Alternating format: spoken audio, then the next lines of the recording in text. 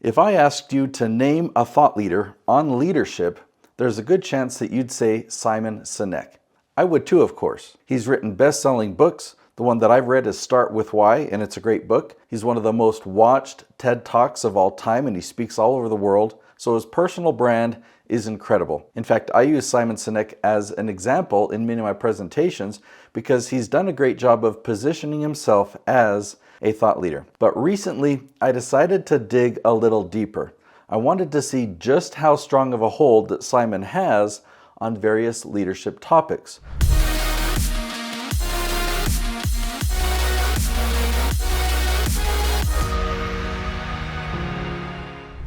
So one category of leadership that I explored is leadership style. When I dug into it, I discovered 30 different questions that people are consistently asking online about leadership style. And what I found has completely changed the way that I think about Simon and his hold on thought leadership. I'll show you what I did.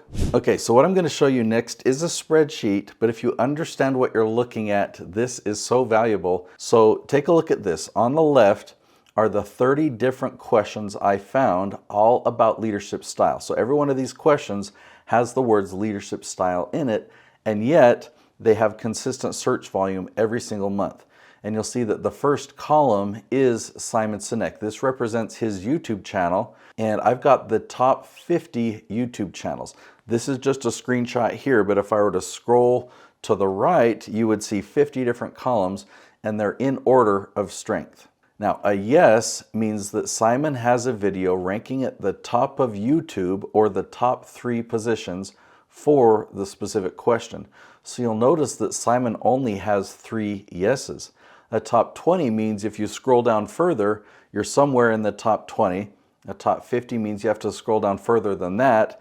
And a no means that Simon doesn't have a video ranking anywhere in the top 50. Okay, so even though he is ranking at the top of YouTube for leadership style, he doesn't have a very strong hold on this branch. He hasn't answered any of these specific questions, and anyone that is willing to answer these specific questions can take this topic from Simon and they can own it. Having reports like this, I call them a competitor analysis.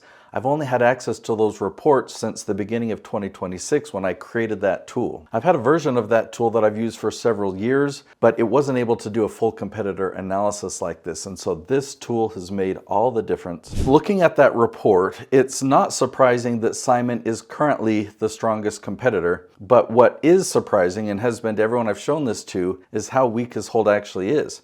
So I call this the thought leadership mirage. From a distance, it looks like one person owns the entire category because everyone knows Simon Sinek. He's on stages around the world. His TED Talk has millions of views.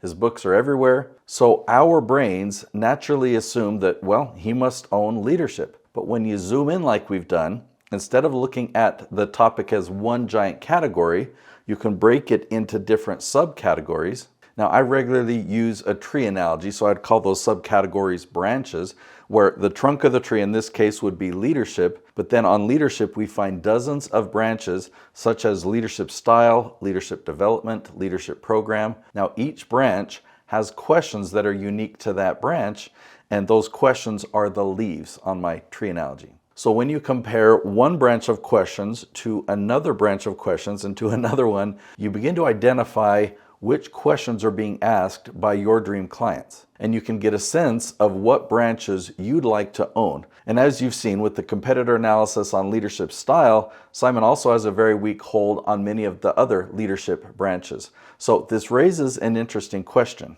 If this strategy is so effective, why hasn't Simon Sinek done it? Well, after spending 13 years analyzing YouTube in this way, I think the answer is hiding in the data. If Simon's strategy had been to own the category of leadership style, this competitor analysis would look completely different. It wouldn't be 3 out of 30, it would be 25 or 28, maybe all 30. His video titles would directly answer the questions that people are searching for. His content would systematically cover the entire branch, but that's obviously not what we saw. What we see is someone who has built an extraordinary personal brand by creating broad, inspiring, principle-driven content. And it worked. Millions of people know who Simon Sinek is. But while the industry has been watching famous people build brands, I've been quietly studying something completely different. I've been studying category ownership. For 13 years, I've analyzed search behavior across dozens of different industries. I've looked at all the questions people actually ask. I've identified these branches that matter most to a business, and then I've helped my clients answer those questions one by one. And I've watched my clients take ownership of branch after branch after branch. The well-known names don't suddenly become less intelligent. They don't lose credibility.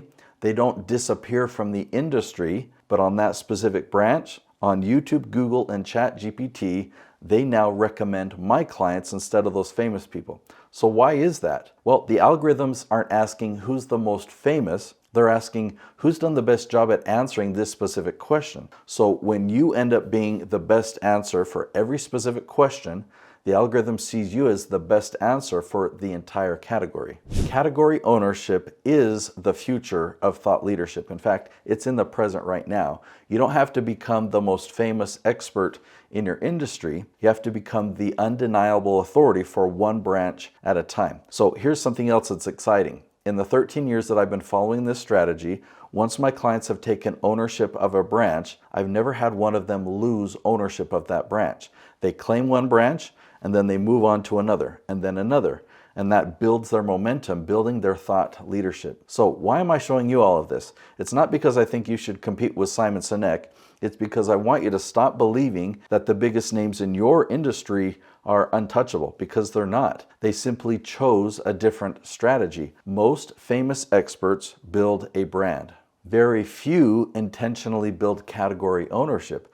And that creates an incredible opportunity for you, because if you're willing to systematically answer the questions that your dream clients are already asking online, you don't have to beat someone across an entire industry. You only have to become the best answer for one branch. And once you own one branch, then you can own another. And this continues until people don't just know your name, they know that you're the person to go to whenever they need help with that subject. So that's what real thought leadership looks like. And let me explain one other thing. A single branch can be worth 7 figures. Now, every branch is different. Some are difficult to own, but some are very tactically sound and very ownable. And to think that with just a few days of filming, you could own the entire branch, most people assume that if someone is famous in an industry, that they're untouchable. They think, well, Simon Sinek already owns leadership. Why should I even try? But that's not how search works. Search doesn't reward the most famous person. Search on any of these platforms rewards the person who answers the question. So I hope you can see what the opportunity is. Now imagine someone decided they wanted to become the go-to expert on that topic of leadership style. Instead of making random leadership videos whenever inspiration struck, they researched every important question that people are asking. Then they systematically answered every one of those questions. Now what would actually happen? Well, the second person would begin showing up over and over again on YouTube, Google, and inside of ChatGPT. So eventually, people searching for help with leadership style would find that person again and again and again. That's what I mean by owning the category. Owning a category doesn't mean that you rank for a few popular keywords. It means that whenever your dream clients ask a question about your topic, you're the only one that they find. Now, does this mean that Simon Sinek is doing something wrong? No. He's built one of the strongest personal brands in the world. He's successful because people already know who he is. But if Simon hired me, I wouldn't tell him to make more leadership videos. I'd ask a different question. Which categories create the most value for his business? Which ones sell the most books? Which ones generate the most speaking engagements? Which ones create the most consulting opportunities? Once I knew the answer, then I'd map out every question inside of those categories and systematically own them, because even someone with Simon's influence has opportunities to strengthen specific branches of expertise. Here's why this matters for you. The experts that come to me for help are already incredible at what they do. They're not beginners. They're what I call level 3 experts. They've helped real people. They've produced real results. They've transformed lives, but only their small circle knows how good they are. They're the best kept secrets in their industry. When someone goes to YouTube, Google, or ChatGPT looking for exactly the kind of help that they provide, they're not found there, so people can't find them. That's not an expertise problem. It's a discoverability problem, and that's what thought leadership solves. Now, I want to talk about an area where most experts make a huge mistake. They create content that they feel inspired to create. Maybe it's a story that they're excited to tell, or a trend that they want to respond to. Or maybe they've just invented a new framework that they want to share. Maybe they had an experience last week. Now, none of those are bad, but inspiration shouldn't determine your content strategy. Your dream client's questions should. Now, to be clear, you can create two types of content. You can create content that nurtures your followers, and you can create content that attracts new people that have never heard of you before. Both nurturing and marketing are critical. Now, for the purposes of this video and the topic of thought leader positioning, everything I've talked about here is referring to the marketing side. Before you ever hit record, you should know exactly what your ideal client is typing into YouTube, Google, and ChatGPT. Those questions should dictate what content you create. So not your inspiration or your mood, not whatever happens to be trending this week, because your goal isn't to just publish content. Your goal is to become impossible to miss. You're always there. Now, people often ask me, how narrow should my topic be? Should it be leadership or leadership development or leadership style, servant leadership? Well, the answer isn't something that you can guess. You have to do the research. You compare all the branches together, and this branch might have this many questions. This branch might have this many. This might have, and you look at the competitive analysis and you see who is already ranking. Is there a realistic path to ownership? Some branches only have a handful of questions. Others have 100. Those larger branches are incredibly valuable because almost nobody has the discipline to answer every question. But if you're willing to do that work, you can own it. I've seen it happen over and over again, and we've done this with more than 60 different YouTube channels. We've helped political certain zone topics like running for office and winning elections. We've helped Reagan Archibald become the go-to expert for multiple peptide topics. Jason Schroeder has become synonymous with construction management. Nicolene Peck owns multiple parenting branches. And dozens of other experts have done the same thing. None of them became thought leaders by waiting for luck or connections or fame or going viral. They became thought leaders because we were strategic. Here's the biggest lie about thought leadership. People think the most famous person always wins, and that's obviously just not true. The person who owns the category wins. And owning a category isn't magic, it's tactical. It's measurable. And if you choose the right branch and consistently answer all the questions your dream clients are already asking, you can become the go-to expert in that category in just a few months. So stop asking yourself, what content do I want to create? Instead ask, what content do my dream clients need me to create? Thought leadership isn't about saying what you want, it's about becoming impossible to miss when your dream clients need exactly what you know. I want to show you something else really valuable. This is what I call a topic tree. Now imagine you're an immigration attorney. Here's a branch we found on visa investors. So these are investors that are looking to invest in the United States perhaps, and they need an investor visa. Or there's something called a visa E2. Notice that we just found 6 questions on the first branch, but we found maybe 12 or 15 questions on that second branch. If we keep scrolling down, we see another small branch, but then we see a massive branch. And these numbers to the side here where it says 10 and then 9, that's how many words are in the question. And you might think that that's a weird thing to keep track of, but the questions that have 10 words are the quickest that you can own right away. And the 9s after that, and the 8s after that. So this branch is extremely tactically sound. You can see that there's a monthly average search volume of 834,000 searches per month. And because there are so many 10s and so many 9s and so many 8s, this branch is extremely ownable. So step 1, discover branches that contain the questions asked by your target audience. Step 2, focus on the most tactically sound branches. Step 3, do a competitor analysis. Now let me show you what that looks like. If we come to this branch here, Visa HB1, I've got a competitor analysis right here. You can see starting with row 3 down to row 42, that means that we have 40 different leaf titles or questions here. So the total score is 40, and this channel called Immigration Talk Show has a score of 13.9. I give a yes a score of 1, I give a top 20 a score of 0.25, and a top 50 a score of 0.1. A no is a score of 0. So if you add all those up, that's where that score of 13.9 comes from.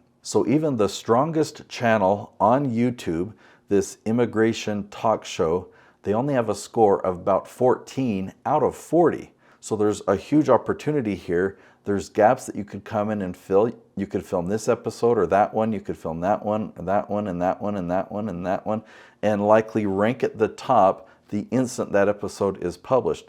Notice these percentages. The lower percentages means it's going to be easier for you to compete because the title of their video is only, in this case, a 22% match to this question. So you could then own that question.